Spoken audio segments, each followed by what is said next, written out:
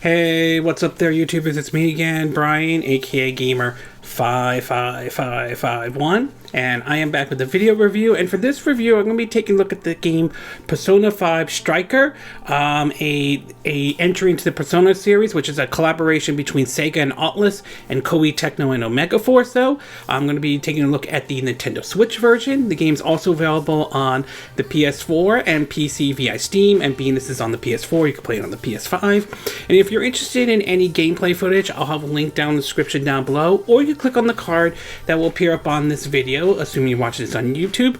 And for parents out there, it's worth pointing out that Persona 5 Striker is rated M for mature audiences only, ages 17 and up by the ESRB.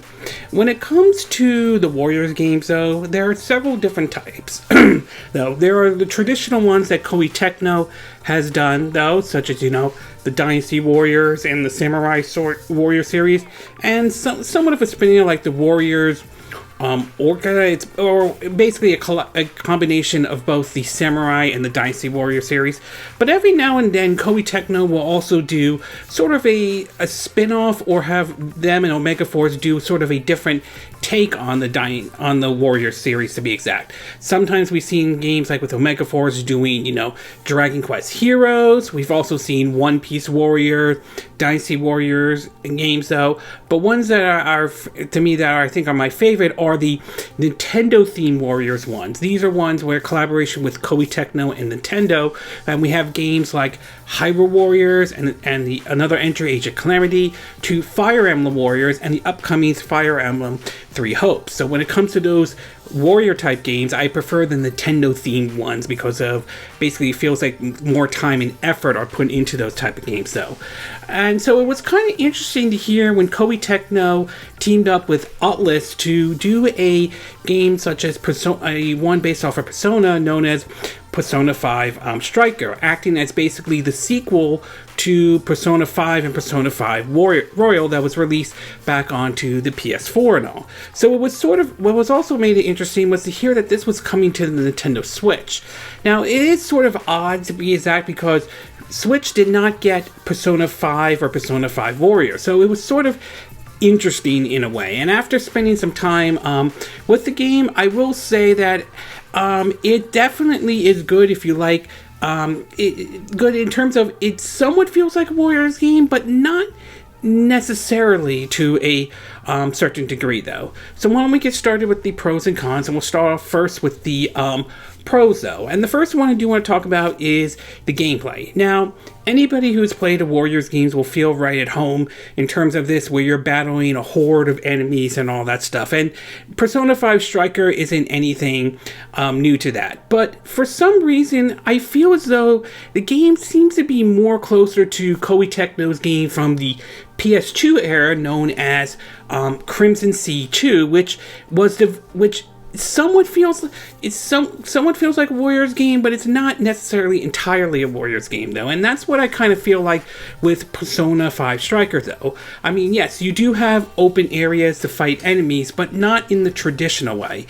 Some of these enemies you have to approach by either sneaking up or taking them out. Though, such as you see basically these police officers or security forces. If you sneak up with them and remove their mask or something like that, or take them out first, you'll enter the battle with an advantage, as most of the enemies will be knocked unconscious or not be able to attack you right away. However, if they see you, or if they attack you first, then they have the advantage, to be exact, though. So it's sort of an interesting approach in terms of the combat, though, and most of the enemies are based off of what you see in a lot of Altus's RPGs, whether it's the Persona or the Shin Megami Tensei series. So you definitely see familiar enemies and all that stuff into the game, though. And it does borrow a lot from some of the Aultus games, where you basically can combine two of these demons to make one more powerful demon. You can also, level them up. They can learn new skills. Some demons will be weak against certain spells, like some might be weak against fire, some might be resistant against it, though. And of course, you have the traditional, leveling up your characters and all, which you could bring in a whole bunch of party up to like 4. And basically, it follows sort of the traditional route that you see maybe in other Aultus's RPGs or Persona or Shin Megami Tensei, though. And that doesn't necessarily is a bad thing. And I definitely like that approach, as it sort of takes a different take on the Warriors formula to a certain degree, even though I feel the game feels more closer to the Crimson Sea 2 game that I remember back during the PS2 era. And last but not least, I do want to talk about is the visuals. And I will say the visuals in the game are okay. I mean, they're not bad, at least on the Nintendo Switch, though. Even though the Switch supposedly has it at 900p, the art style more than makes up for it, though. It's basically, has sort of like an anime look to it, to be exact, but it's not necessarily bad. Plus, some of the monsters and character designs looks really nice and all. So from a visual standpoint, it's not it looks good, though. It's not going to... I'm sure, yes, the PS4 or the PC version are going to look better, but based on my time with it on the Nintendo Switch, I wasn't bothered by it as much, though. So, visually speaking, the game looks okay, at least in my book, though.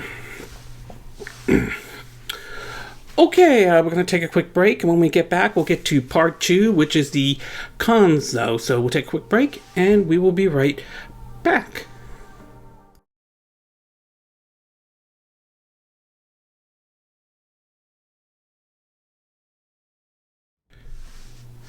Okay, and we are back with part 2 of my video review of Persona 5 Striker for the Nintendo Switch.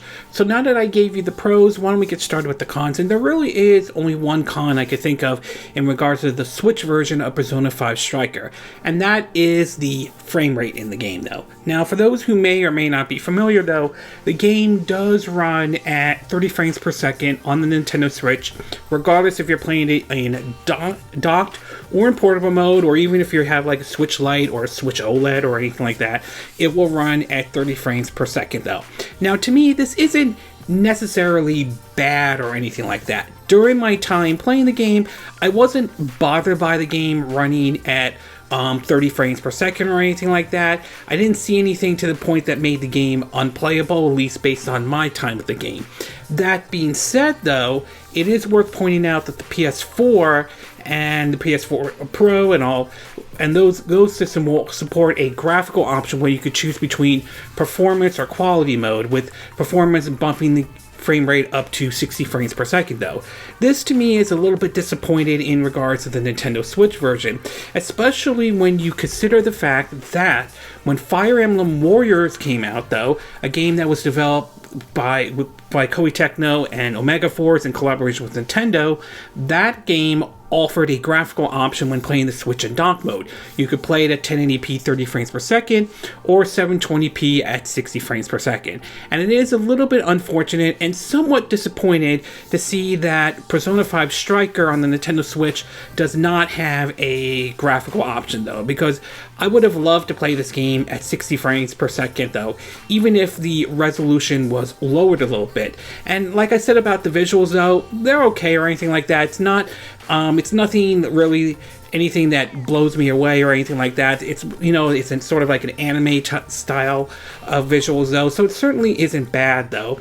But the fact that they don't have a graphical option, at least in the Switch version, though, is very disappointing indeed. I really wish there was an option available for that if you were playing this game on the Nintendo Switch, giving you the option to choose between a higher resolution or lower the resolution to get a higher frame rate, though. And which when compared to Fire Emblem Warriors or Koei Tecmo's Neo game, Neo 1 and 2 and also. But like I said, 30 frames per second isn't necessarily bad, though. I still am able to enjoy the game even at 30 frames per second, though. It's just the fact that it is very disappointing to see it's not running at 60 frames per second, nor is there any graphical option available for the Switch version of Persona 5 Striker, though. Overall, Persona 5 Striker is still a good, somewhat Musou or Warrior style game, and it's definitely a nice one to play, especially since it's sort of another take on the whole Warriors type game. At its best, though, the gameplay is still enjoyable. It takes certain elements from Altus's RPGs like the Persona or the Shin Megami Tensei series, while at the same time, though, it still has somewhat of the Warriors formula in there, even though I tend to think that it's more in line with their PS2 classic Crimson Sea 2, though. And the visuals in the game are not that bad, though. I mean, I like the anime style to it, so it certainly isn't necessarily a bad looking game. At its worst, however, is that the game does run at 30 frames per second, which, while not necessarily bad, at least for me though, based on my time with the game though, it is a little bit disappointed that the Switch version does not have it running at 60 frames per second, and it is somewhat disappointing to not see a graphical option available for the Nintendo Switch when you take into consideration that Fire Emblem Warriors, a Nintendo-themed Warrior game, had a graphical option when playing the Switch and dock, in which you could play it at 1080p 30 frames per second or 720p 60 frames per second, though. But in either case, though, I still enjoy the game. I like this different take on the Warriors formula to a certain degree, though, and it certainly is an enjoyable game, though. Even though technically it is sort of odd that Aulus decided to release a sequel to Persona 5, yet they have not released Persona 5 or Persona 5 Royal on the Nintendo Switch. It's just a very odd decision for Aulus to take, though. But then again, we have seen them somewhat support the Switch lately. We know 13 Sentinel Aegis Rim is coming to the Nintendo Switch. We also know that basically Shin Megami Tensei 5 is on the Nintendo Switch, and supposedly that sold very well, though. Last time I checked, I remember hearing like they sold over 800,000 copies worldwide, though. So maybe Aulus is having a change of heart, but who knows. But in either case, though, odd choice to bring the sequel to Persona 5 to the Nintendo Switch, but still an enjoyable game nevertheless, especially if you're into the warrior types or the spin-off series where Koei Tecmo and Omega Force do a bit of a warrior spin to the series indeed. So if you enjoy those type of games, give Persona 5 Striker a chance, though. Plus, for Switch owners, it's something to keep you occupied as we wait for Fire Emblem 3 Hopes, another entry in the Nintendo-themed Warriors games, though. But either case, those who don't mind the Warrior-style type of games should consider taking a look at Persona 5 Striker, even if it's not like the actual RPG type like Persona 5 or Persona 5 Warrior or Shin Megami Tensei will be, though. Okay, this concludes my video review of Persona 5 Striker for the Nintendo Switch. And again, these are my opinion. What are yours? What are your thoughts about Persona 5 Striker, though? Have you picked up the game, though? And if so, which version did you decide to go with? Did you decide to go with the Switch or the PS4? Or did you decide to pick up the PS4 version and play it on your PS4 Pro or PS5 or the PC version, though? Do you think the gameplay is good, though? Do you think it's a different take on the Warrior series, though? Are you into those type of games? Are you not into those type of games, though? Are you bothered by the Switch version running at 30 frames per second, though? Is this an issue? Is this a not issue at all? Do you think they should have added a graphical option if that was possible for the Nintendo Switch, though? Do you agree with what I said in this video? Do you disagree? Do you have a difference of opinion? As always, sound off on the comment section below. Let me know what you think. And if you do like this video, I hope you hit the like button. I will appreciate it. And I hope you do subscribe to my YouTube channel. If you do, make sure you hit the bell icon for notifications of any new videos I put up. Also, feel free to share this video if you want to, and feel free to donate to my channel if you like. You could do it through PayPal me or Patreon. Links will be in the description of this video. And I will see you again next time when I do another video. Hopefully that'll be soon. Until then, from Southern California, I wish you all a good day then. Bye!